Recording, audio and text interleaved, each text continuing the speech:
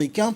Il a rappelé la jeunesse des relations djibouto-américaines, surtout depuis le renforcement des liens entre nos deux pays depuis le 11 septembre 2001 et l'établissement de la base américaine en République de Djibouti. Par ailleurs, le président Ahmed est la chef de la délégation parlementaire américaine, la seconde vice-présidente du Parlement djiboutien et leurs collègues composant la délégation américaine ont successivement échangé leur point de vue sur l'état des relations bilatérales en général et des liens de la coopération parlementaire en particulier. Et durant cette entrevue, d'autres thèmes inhérents au partage et aux échanges institutionnels ont été débattus, entre autres le renforcement des relations interassemblées, la concertation autour de la protection des droits humains, la consolidation des investissements dans les zones franches notamment. Au terme d'une rencontre de plus d'une demi-heure conclue par des cadeaux symboliques offerts aux invités de la représentation nationale, le président Ahmed et l'auditoire ont procédé en dernier lieu au rituel des photos officielles.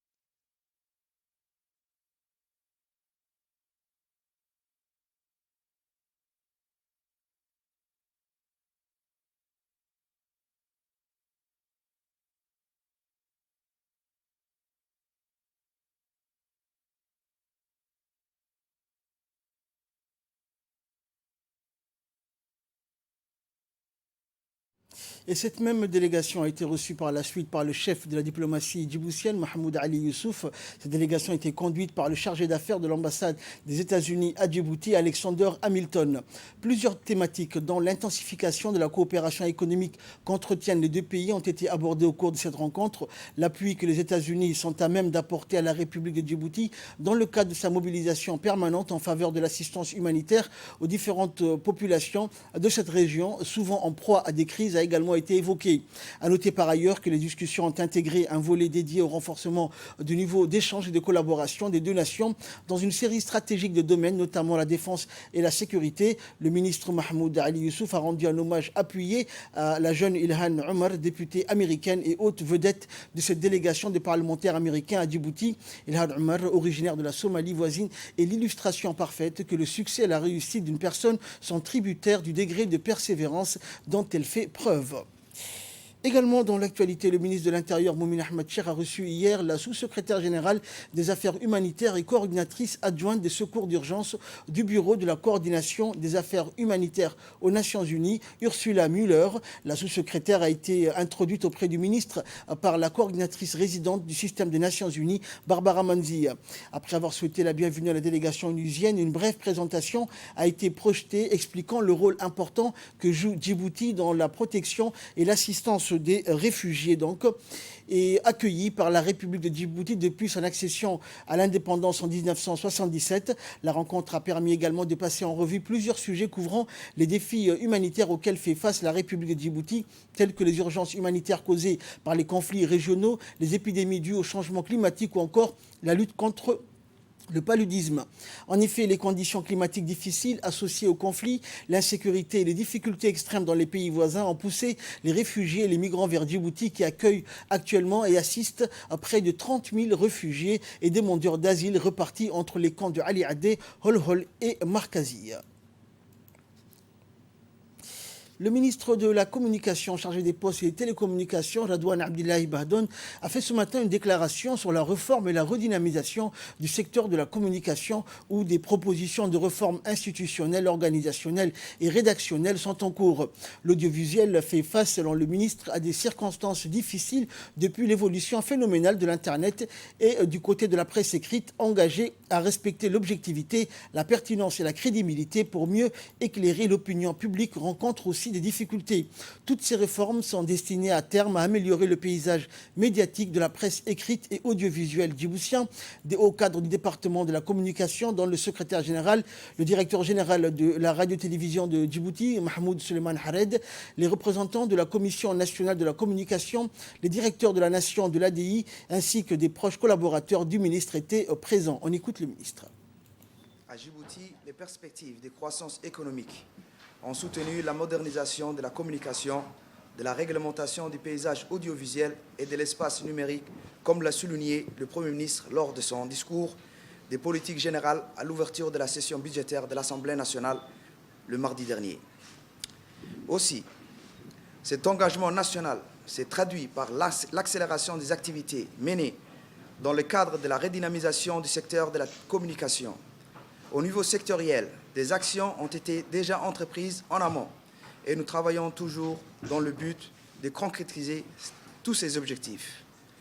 À cet effet, mon département a lancé un projet de réforme de la presse écrite et de l'audiovisuel dont la finalité consistera à s'approprier les mesures nécessaires pour atteler ces secteurs au développement économique et à l'ère numérique. Pour ce faire, une commission ad hoc chargée de réfléchir sur les voies et moyens de rehausser la place des médias a été mise en place.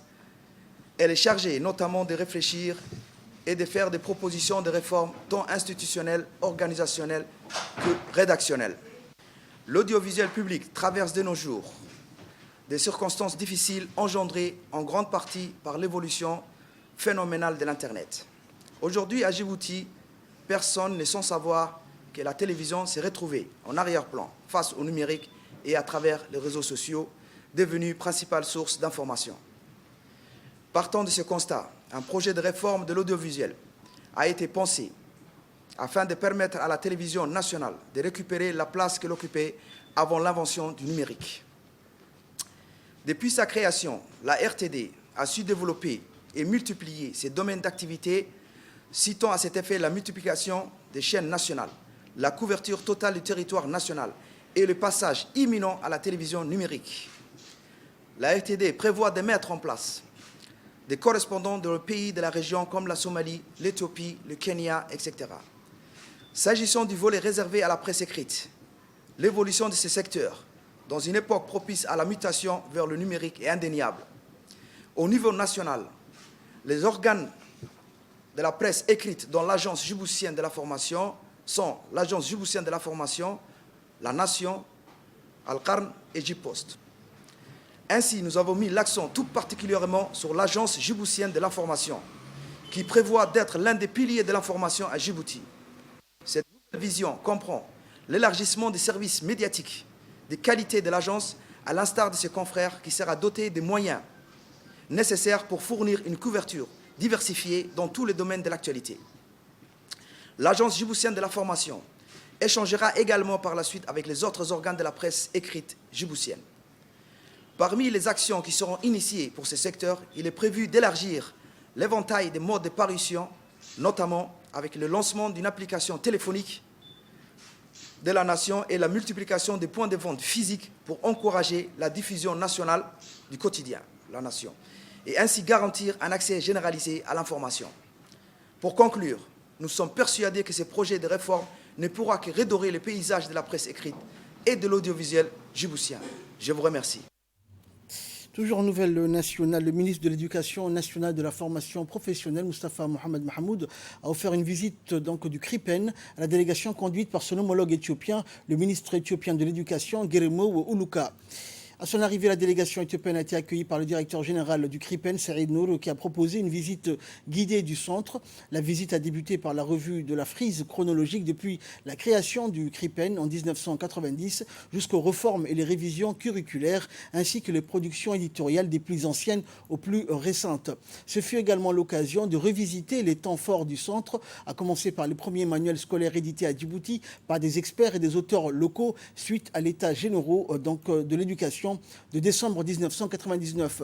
Les réformes successives, surtout la révision curriculaire qui a conduit à l'édition de nouveaux manuels scolaires et l'intégration de l'enseignement des langues très tôt, ainsi que l'ère du numérique et la digitalisation des manuels scolaires ont été largement expliqués à la délégation.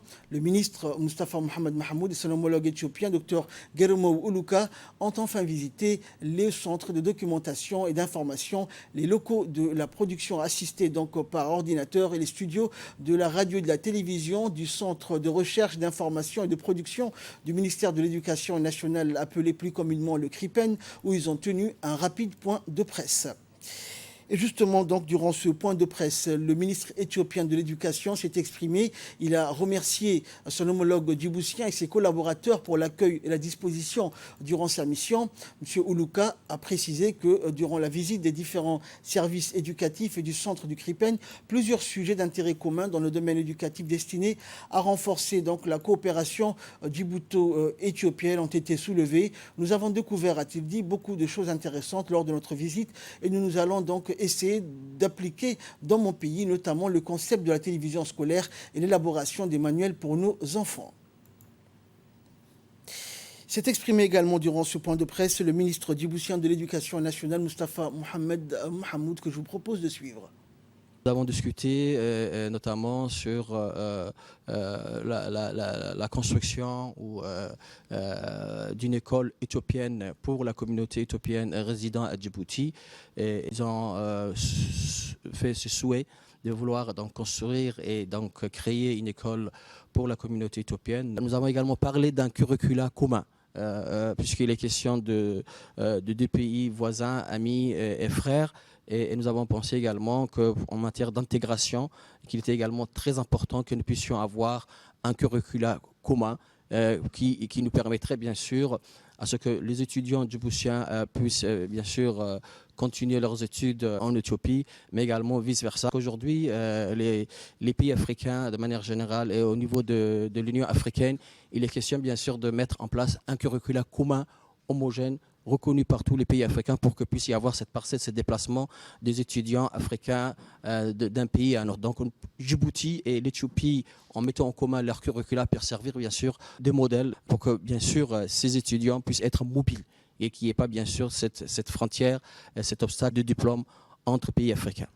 Je leur ai invité à visiter le CRIPEN, qui est pour nous le cœur du système éducatif djiboutien. Et ils ont vu bien sûr tous les dispositifs ou tous les processus de rédaction de curricula, mais également, si vous voulez, tous les atouts que peut disposer les CRIPEN. Donc je les remercie encore une fois et je leur souhaite bien sûr un bon séjour à Djibouti. Le chef d'état-major général des armées, le général de corps d'armée, Zakaria Cheikh Ibrahim, a reçu dans son bureau à l'état-major général des armées le nouvel ambassadeur de France accrédité à Djibouti, Arnaud Guillois. Cette première visite de courtoisie s'inscrit dans le cadre de la tournée du diplomate français, donc avec les autorités du pays pour des prises de contact suite à sa récente nomination.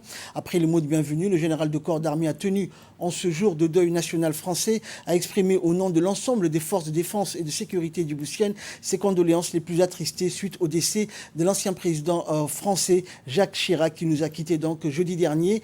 Cette relation de coopération et d'échange s'est élargie aussi dans le domaine militaire, accentuée par l'échange des visites effectuées au cours de l'année 2018 entre le général de corps d'armée Zakaria Cheikh Ibrahim et son homologue français, le général Lecointre. Tout ceci démontre l'excellence des relations bilatérales entre les deux pays. Finalement, au terme de la visite de courtoisie, le général Zakaria et le diplomate français ont échangé des cadeaux et ont procédé à la traditionnelle photo de famille.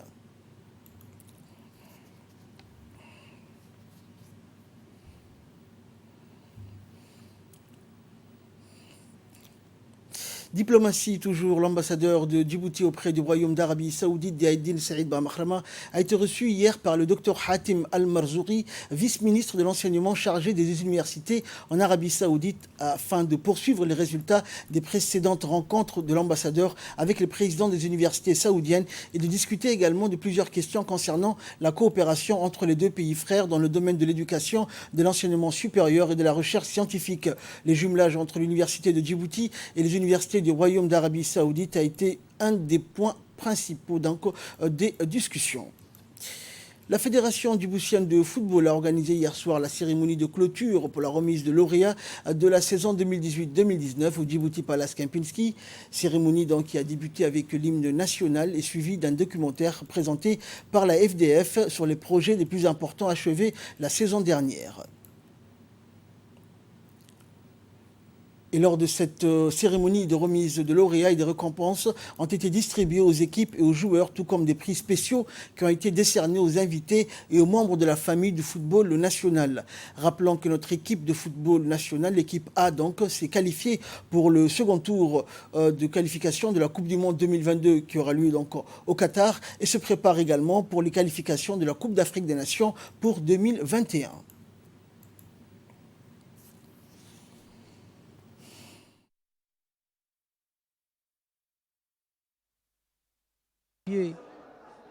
Pour la Coupe du Monde, il va aller dans un groupe, ce sera difficile.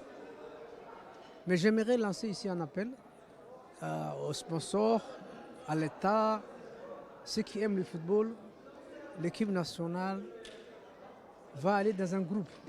Alors, il y aura des déplacements, des déplacements lointains, au Sénégal, au Mali, en Afrique du Sud. Tout ça demande des moyens. Alors, il faut que tout le monde se mobilise pour épauler l'équipe nationale, pour épauler la fédération, pour que notre football avance. Et enfin, pour clore l'actualité nationale, une équipe de l'Agence nationale des personnes handicapées s'est déplacée vers la région d'Ali Sabié. L'objectif donc de cette mission était d'enregistrer les personnes handicapées qui n'ont donc ni bras ni jambes et qui ont besoin de prothèses. Cela est la première étape donc d'un projet qui sera réalisé prochainement à Djibouti en collaboration avec l'organisation du Jaipur Foot basé en Inde. Actualité internationale, nous vous le disions au début de cette édition, en Tunisie, le second tour de la présidentielle donc est fixé pour le 13 octobre prochain. La suite avec Fardous Hussein.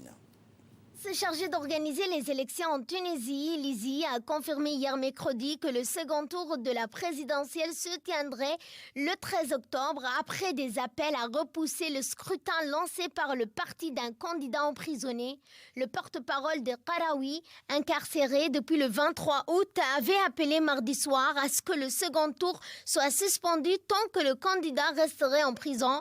Mardi, la Cour d'appel de Tunisie a rejeté une nouvelle demande de la libération de Qarawi, l'ISI, ainsi que le nombre de responsables politiques et d'observateurs internationaux avaient appelé à une équité de chances entre les deux candidats au second tour.